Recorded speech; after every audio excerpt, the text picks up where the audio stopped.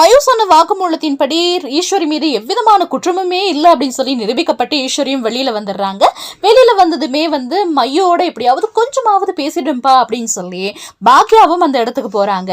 அந்த இடத்துக்கு போனா அங்க என்ன நடக்குது அப்படின்னு சொன்னா, பாக்யா வர்றதை பார்த்ததுமே ராதிகா இவ்வளோ நடந்துமே தன் மேல எவ்விதமான குற்ற உணர்ச்சியுமே இல்லாத மாதிரி நடந்துக்கிறாங்க. பிறகு பாக்யாவை பார்த்ததும், நீங்க இனி என் பொண்ணுகிட்ட பேசாதீங்க, அவ ஒரு சின்ன பொண்ணு அப்படின்னு சொல்லி கூட பார்க்காம நீங்க கொண்டு வந்து கோர்ட்ல நிப்பாட்டிட்டீங்க, இனி என்னுடைய பொண்ணையும் பார்க்காதீங்க அப்படின்னு சொல்லி திட்டி அனுப்பிடுறாங்க. இந்த நிலையில தன்னுடைய குடும்பத்தோடு பாக்யா, ஈஸ்வரி எல்லோருமே சந்தோஷமா சிரிச்சு பேசிட்டு இருக்கிறாங்க. இதை பார்த்த கோபி என்ன செய்யறாரு அப்படின்னு சொன்னா, தன்னுடைய குடும்பத்தோடு கொஞ்சமாவது போயிட்டு அப்படியே சேர்ந்து பேசணும்பா அப்படின்னு சொல்லி ஆசைப்பட்டாலும் தன்னுடைய ஒட்டுமொத்த குடும்பமுமே அவரை கண்டுகொள்ற மாதிரி தெரியல. இதையும் தாண்டி சந்தோஷத்தோட ஈஸ்வரி வீட்டுக்கு வராங்க. அவங்கள ஜெனியும் அமிர்தாவும் சேர்ந்து ஆரத்தி எடுத்து வீட்டுக்குள்ள வரவேற்கிறாங்க.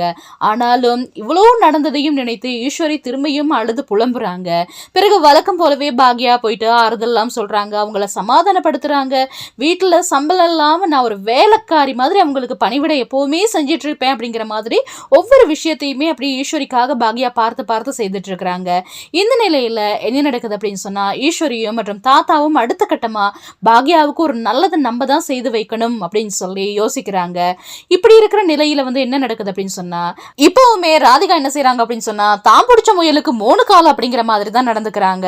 ஆக மொத்தத்துல என்ன நடந்திருக்குது அப்படின்னு சொன்னா, அரசனை நம்பி புருஷனை கைவிட்ட கதை அப்படிங்கிற மாதிரி தான் ராதிகாவை நம்பி ஒட்டுமொத்த குடும்பத்தையுமே இழந்து தற்போது நிர்கதியாக கோபி நிக்கிற மாதிரி கதை அமைந்திருக்கு.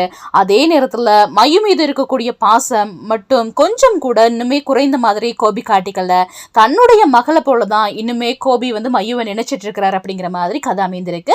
தொடர்ந்தும் இந்த மாதிரி வீடியோக்களை தொடர்ந்து பார்க்கணுமா, மறக்காம ஷர்மி ஆஃபிஷியல் யூடியூப் சேனலை சப்ஸ்கிரைப் பண்ணிடுங்க.